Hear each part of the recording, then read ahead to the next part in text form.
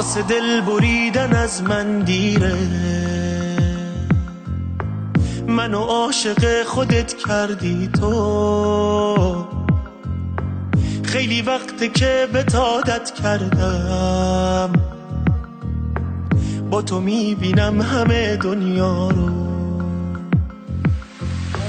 تو برام مثل نفس میمونی. زندگی من به تو وابسته است، جای هیچکی جز تو قلبم نیست.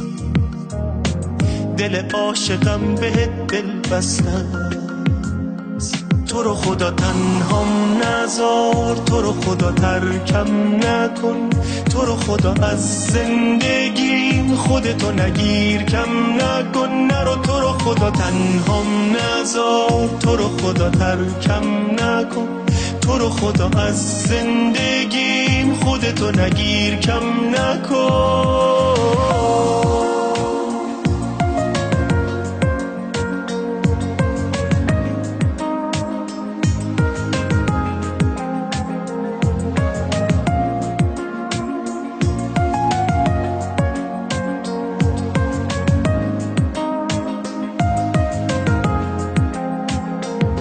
مگه خبر نداری از دلم که منو اینجوری میذاری و میری؟ مگه نمیدونی جون منی تو که داری جونمو از من میگیری؟ من از دل تنگی میمیرم عزیزم، عزیز من بمون کنارم. عذاب رفتنت برام عذابم نده، طاقت دوری تو ندارم.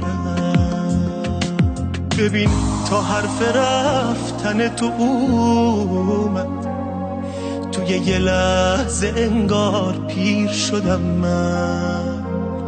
هنوز نرفتی و اینجایی، اما تو درد رفتنت اسیر شدم من.